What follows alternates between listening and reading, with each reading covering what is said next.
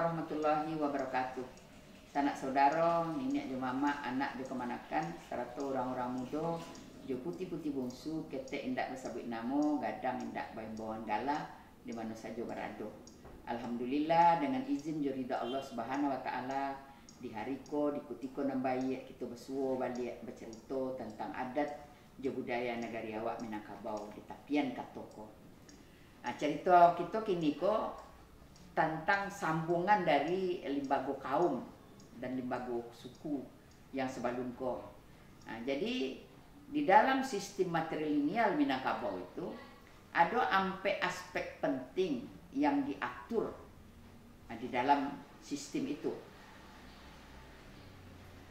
Aspek penting yang diatur dalam sistem matrilineal Minangkabau. Yang pertama, kedudukan dan peranan perempuan atau mandi sako atau mandi kaum atau disebutnya bundo kanduang. Yang kedua, kedudukan dan peranan laki-laki bamama bakemanakan. Yang ketiga, pengaturan harato pusako atau harato jo harta dan pusaka. Yang keempat, kaum dan pasukuan. Nah, ini sampai hal yang diatur. Yang pertama, kedudukan dan peranan perempuan di dalam kaum.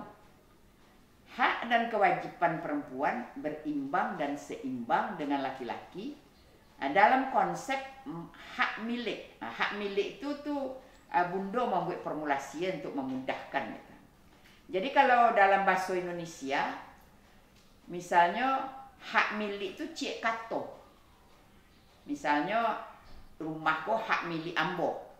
Tapi di orang Minang enggak ada hak, ada milik.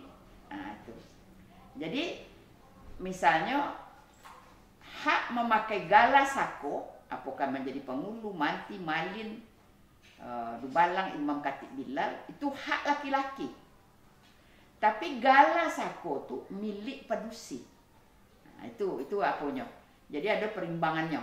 Jadi baik awak jalehan. Perempuan di dalam kaum dan suku mempunyai kedudukan sebagai mande soko. Mande soko itu adalah pemilik sako dan pusako kaum. Artinya sako itu gelar adat, nampe jini berampe, dan pusako kaum atau aset kaum yang diwariskan menurut garis keturunan ibu secara turun-temurun. Dan itu bisa dilihat dari ranji kaum. Nah, kalau awak misalkan untuk memudahkan awak memahaminya, bisalah awak samuan atau analogikan sebuah kaum itu seperti sebuah perusahaan atau PT. Kalau awak di Sumbar kan PT awak Bank Nagari cik namo, satu PT Semen cik namo. Nah, jadi pada posisi itu kalau seperti kita misalkan sebagai perusahaan, maka posisi presiden komisaris di dalam perusahaan kaum itu adalah perempuan, pemilik saham. Nah, jadi sementara laki-laki itu direksi. Nan mangke direksi itu adalah pemilik saham atau komisaris utama. Nah, jadi kalau awak cari ya, manajemen modern kini, iko Minangkabau lah lebih dulu sebenarnya manajemennya. Jadi perempuan itu owner, pemilik saham. Maka posisinya di presiden komisaris. Laki-laki itu direksi. Nah, itu. Nah, jadi laki-laki di dalam kaum dan suku mempunyai kedudukan sebagai pengatur pemakaian, pemanfaatan sako dan pusako kaum. Nah, dalam manajemen modern, pemilik saham tidak boleh duduk di direksi. Nah, kalau dibuat orang Minang, maka padusi Minang dan tidak mulia itu salapannya menjadi pengulu, manti, malin, dubalang, imam, katib, bilal, kadi. Di lain pada itu mulia secara adatnya. Nah, jadi kalau padusi Minang itu misalnya ingin jadi bupati, ingin jadi gubernur, jadi presiden, boleh, tidak ada larangan dari adat. Nah, itu. Nah, jadi laki-laki itulah yang mempertahankan sako dan pusako kaum.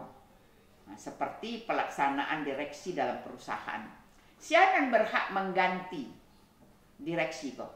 Mande kaum tadi. Baca lihat ranji kaumnya.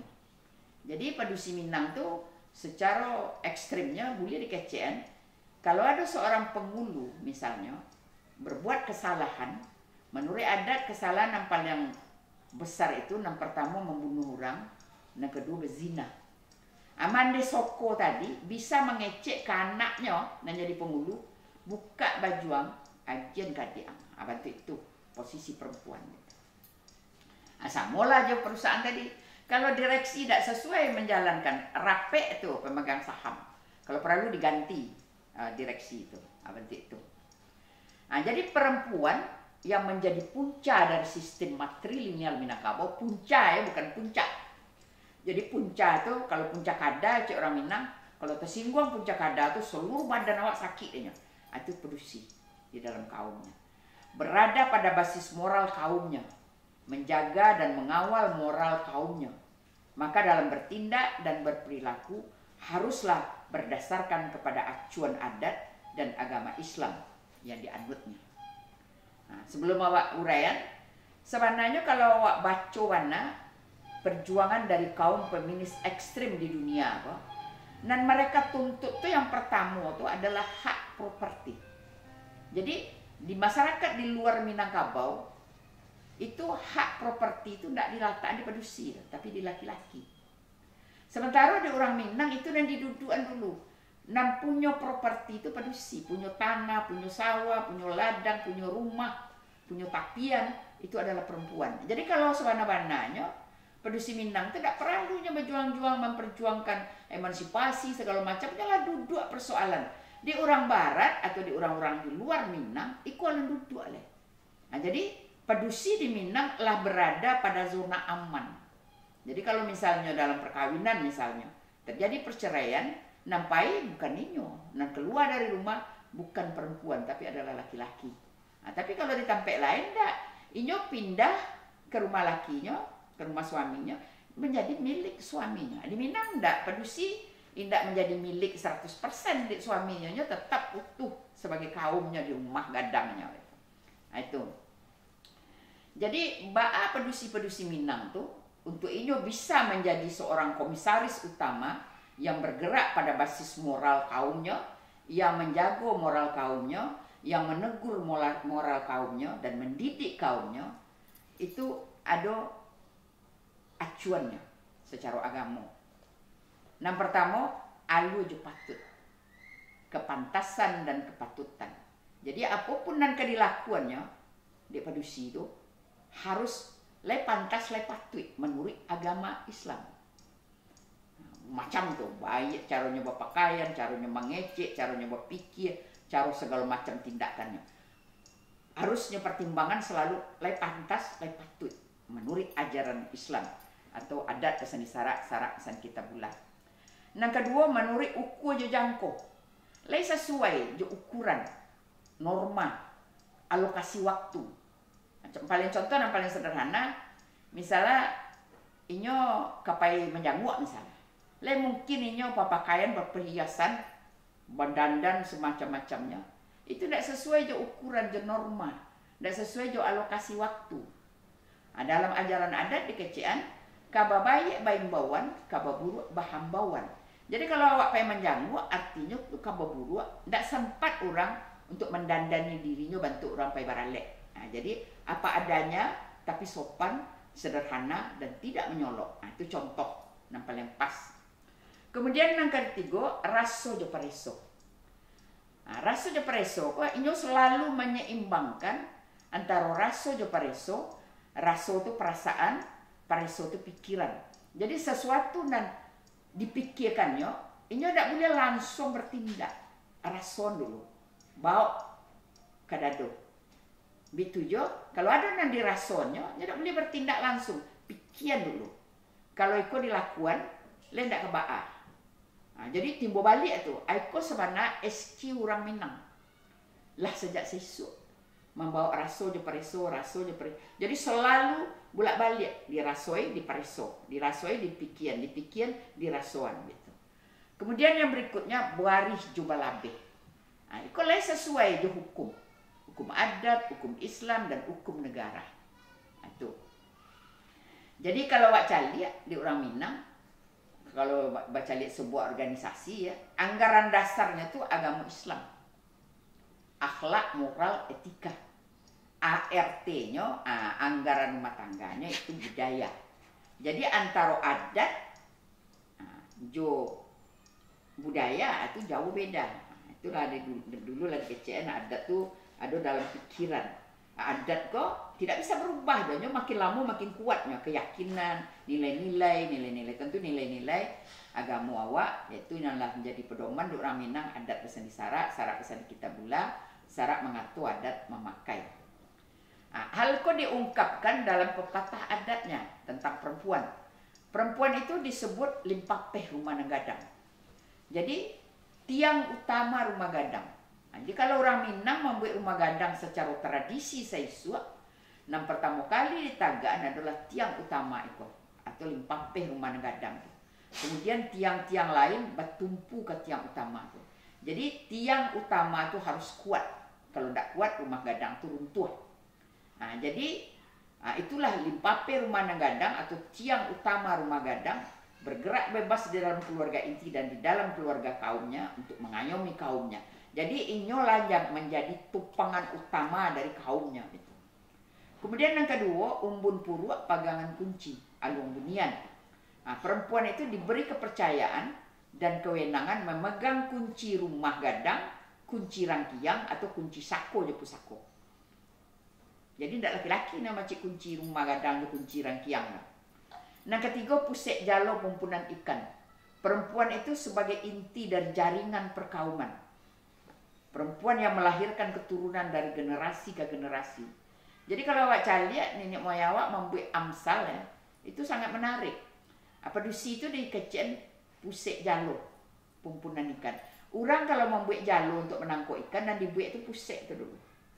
Kalau pusek itu putih, jalo itu rarak seluruhnya. Itu kuncinya. Kemudian menjadi sumarak dalam kampung, hiasan dalam negari. Menjadi marwah kampungnya, jo negarinya. Jadi kalau produksi itu elok perilakunya, elok akhlaknya dan segala macam, itu marwah kampungnya, jo negarinya jadi naik deh. Itu. Perempuan menjadi tambatan anggota kaumnya. Jadi dengan adanya perempuan mandi sako, bundo kanduang, mandi kaum, itu menjadi tambatan hati di anggota kaumnya sehingga inyo selalu ingin pulang ke rumah gadangnya. Tentu perempuan yang bisa menjalankan fungsinya seperti yang tadi, bisa menimbang patut jo pantas, uku jo jangko, bari jo balabe, raso jo preso. Kemudian kaundang-undang ke Madinah, ke payung panji ke surga. Perempuan menjadi pengayom, pengawas dan penentu di dunia dan di akhirat bagi keluarganya, anak-anaknya, kaumnya. Kapai tampe batanyo, kapulang tampe babereto. Perempuan sebagai penentu arah, penasehat, menjadi hulu dan muara dari persoalan kaumnya. Jadi nyo harus tahu seluruh persoalan, hulu persoalan dan muara persoalan dari kaumnya perempuan itu. Kalau tidak, banyak mendidik orang, anaknya nanti jadi penghulu. Baiknya mengawasi anaknya nalah jadi penghulu kalau salah, sebab nak mulia menyapu penghulu, maja penghulu salah itu adalah mamaknya atau mandenya. Bapaknya nak mulia kalau secara adat. Kemudian yang kedua, wak cari kedudukan dan peranan laki-laki.